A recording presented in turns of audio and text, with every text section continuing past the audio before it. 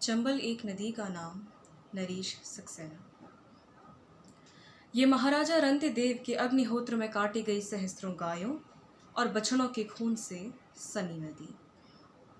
यह वेद व्यास के शांति पर्व में निकली एक अशांत नदी। बेईमानी शकुनी ने अपने पासे फेंके यही सिक्के और संपत्ति के बदले पत्नी हारी गई है। और फिर पांचों पतियों और पितामह की सहमति से सबने उसके वस्त्र उतरते देखे। यह उसके आहत वचनों से अभिशप्त नदी कि चंबल के तट तीर्थ नहीं है। प्राचीन सभ्यताओं का कोई नगर, न मेले पर्व, न तीज त्योहार, न पूजन हवन, न मंत्रोच्चार। भयानक भाए भाए सन्नाटा भरी विकराल कटी फटी कंदराएं चंबल के आर कि जैसे शत विक्षत कर डाली हो खुद अपनी ही देह किसी विक्षिप्त स्त्री ने सहसा धीरज खोकर। टेटी, करील, झरबेरी और बबूलों के जंगल में उड़ती हू करती रेत और सदियों का हाहाकार। चंबल के तट तीर्थ नहीं है कि चंबल के तट तीर्थ नहीं है। उसके बारे में प्रसिद्ध है कि दरस करे तो रागी होए, परस करे तो बागी होए, और करे याचमन मूढ़ सिराए चंबल तो बड़भागी होए। जमुना, गंगा, कृष्णा, कावेरी, अलकनंदा, ये सब तो लड़कियों के नाम हैं। चंबल नहीं है किसी लड़की का नाम। जबकि चंबल वह एक अकेली और अभागी नदी है जो पुराणों में वर्णित अपने स्वरूप को आज तक कर रही है सार्थक। चंबल में पानी नहीं, खून बहता है। कि चंबल में पानी नहीं, खून बहता है। चंबल में मछलियां नहीं, लाशें तैरती हैं। चंबल प्रतिशोध की नदी है। और वह कौन सी लड़की है जो प्रतिशोध और खून से भरी नहीं है और जिसमें लाशें नहीं तैरती। फिर भी शारदा, सई, शिप्रा, कालिंदी तो लड़कियों के नाम हैं, पर चंबल नहीं है किसी लड़की का नाम। और वे नदियां जिनके नामों पर रखे गए लड़कियों के नाम, जो स्वर्ग से उतरी थीं धरा पर हमें तारने के लिए, आज खुद अपने तारे जाने को तरस रही है। भक्तों के मलमूत्र से, वमन और विष्ठा और बलगम से भरकर वे सब हो गई हैं कुंभी पाक। लेकिन उसी मलमूत्र और वमन और विष्ठा से भरकर दिया जा रहा सूर्य को वर्ग। ओम भूर्भुवः स्वः तत्सवितुर्वरेण्यं। चंबल पर कब्जे के लिए हुए देवों और दानवों में युद्ध इस कदर कि रक्त और चर्म से भरकर कहलाई वो चर्मण्यवती, चर्मवती, यानी चाम वाली चंबल। आज जबकि बाजार आमदा है हर माता को चर्मवती बना देने के लिए, और कुछ अभागिनों को तो बना ही दिया जाता है। फिर भी कल्याणी, सिंधु और जानवी, भागीरथी, सोनरेखा, नर्मदा, सरयू, मंदाकिनी तो लड़कियों के नाम हैं, पर चंबल नहीं है किसी लड़की का नाम। देखो कितनी सारी नदियों के तो नाम ही नहीं आए, जो सुखा दी गई स्रोत पर ही रह गई है नाम उन करोड़ों नदियों के नाम। याद करो वह नदी जो इतिहास में तो है पर भूगोल पर नहीं। वह बुद्धि और विद्या की नदी सरस्वती तो शर्म से ही धरती में समा गई। वह गोया अब अपनी कब्र में बहा करती है।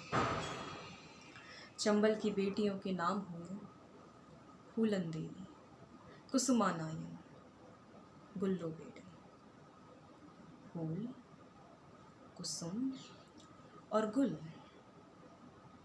लेकिन फूलों के नाम वाली ये बेटियां फूल नहीं थी, क्योंकि फूलों को नंगा नहीं किया जाता, छोटा पकड़कर उन्हें घसीटा नहीं जाता, और फूलों को जलती हुई बीड़ियों से दागा नहीं जाता। उनके कोमल अंगों में मिर्ची भरकर कबुलवाया नहीं जाता कि वे सब डाय में हैं। शिशुओं के नर्म कलेजे चाट चाट कर खाती हैं, और वे हिलाती हैं बाढ़, महामारी अकाल और आपदा मुकदमे वे ही हरवाती हैं। हाथ डुबोए गए खौलते हुए तेल में, कि हाथ डुबोए गए खौलते हुए तेल में और फफोले पड़ जाने पर अपराध सिद्ध हो गए। गिद्ध हो गए पंच परमेश्वर और सभी जन, काकर पाथर चिरई कुकुर भेड़ हो गए, घास हो गए पेड़ हो गए। फूलों के मुंह से निकली कुछ बुदबुद पर चिल्लाया ओझा कि सुन लो सुन लो, इसने स्वयं स्वीकारा अपना डायन होना और अब ये मेरे हाथों से मुक्ति चाहती है। 14 की या 15 की गुल्लो बेडिन ने जब देखा कि पूरी पंचायत हत्यारी है और अगली उसकी बारी है, तो जान बचाकर भागी। कुछ कहते गुल्लो नागिन थी, कुछ कहते बस नाचने वाली बैरागिन थी। अरे कैसी दागी कैसी बागी, कहते हैं डाकू लाखन ने पीछे से और पुलिस ने उसके सीने पर गोली दागी। उस पर न कोई लेख, ना ही अभिलेखों में उल्लेख, पुलिस का कहना है कि किंवदंती है। आज भी किंतु गोहद बेसली नदी वाली राहों से राही बचते हैं। कहते हैं सारी रात वहां गुल्लों के घुंघरू बजते हैं। धूप में बजर कर जब फूलों के तलवों में पड़ गईं विवाइयाँ, ओठों पर पपड़ियाँ चेहरों पर झाइयाँ, बाल जटा जूट सूजी हुई पलके सूजे हुए पाँव, नींद से भरी आंखें लाल और झुलसी हुई खान। इस तरह जब उनकी सारी कोमलता को कर दिया गया नष्ट, इस तरह जब उनकी सारी कोमलता को कर दिया गया नष्ट और रूह को कुरूप, तब कहा गया कि ये हैं 10 सुंदरियां। कुत्तों और सियारों के रोने में उनकी रोने की आवाज़, तेज आंधियों में चट्टानों से टकरा बहते पानी में होती उनके होने की आवाज़। पछुआ चले तो पश्चिम से आती है उनके रोने की आवाज़ और पूर्वा चले तो पूरब से आती है उनके रोने की आवाज़। और जब किसी दिशा में नहीं चलती हवाएं, होती है साएं साएं, तब लोग समझ लेते हैं यह है उनकी बेहोशी की आवाज़। गर्दन तक चलती हुई छुरी की खिस खिस शामिल होती कीर्तन के ढोल धमाकों में। कहते हैं एक दिन उन फूलों ने अपनी पन्हियों से भरकर पेशाब पिलाई अपने बलात्कारियों को और पेड़ों से बांधकर उनके प्रजनन अंगों के चिथड़े उड़ा दिए। फूल कैसे हुए पत्थर और पत्थर कैसे हुए रेत, ये फूलों के रेत हो जाने की कथा है, ये फूलों के खेत हो जाने की कथा है, ये फूलों के प्रेत हो जाने की कथा है। चंबल का स्रोत खोजने मत जाना, चंबल का स्रोत खोजने मत जाना, स्रोत खोजते हुए कहीं तुम अपने ही घर पर न जा पहुंचो और देखो कि चंबल वहीं से निकल रही है, निकल चुकी है या बस निकलने वाली है। सूर्य डूबने के साथ ही जैसे लड़कियों का आकाश भी डूब जाता है, जैसे जैसे छायाएं सिमटती हैं, लड़कियों की जगह भी सिमटना शुरू हो जाती है। अंधेरा दाखिल हो उससे पहले ही उन्हें दाखिल हो जाना चाहिए अपने घर के प्राचीन अंधकार में। लेकिन एक शाम जब गायें खूंटों की तरफ, बकरियां बाढ़ों की तरफ और मुर्गियां दड़बों की तरफ हाँकी जा रही थी, तब तीन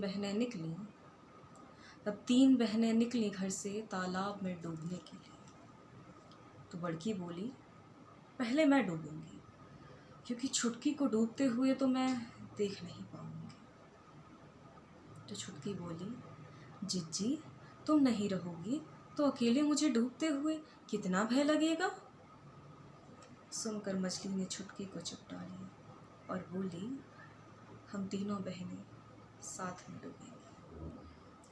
छुटकी बोली, मछली जब तेरी कमर तक पानी आएगा तब मेरे सिर तक आ जाएगा, साथ में कैसे डूबेंगी। मछली के आंसू आ गए, उसने छुटकी को गोद में उठा लिया।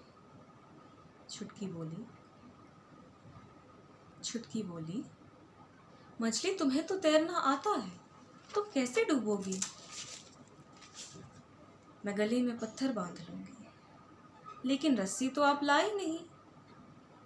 मैं चुनरी से बांध लूंगी पत्थर, पर चुनरी हट जाएगी तो तुम्हें लाज नहीं आएगी? नहीं, मछली ने कहा, लाशों को कोई शर्म नहीं आती। चंबल एक नदी का नाम, नरेश सक्सेना।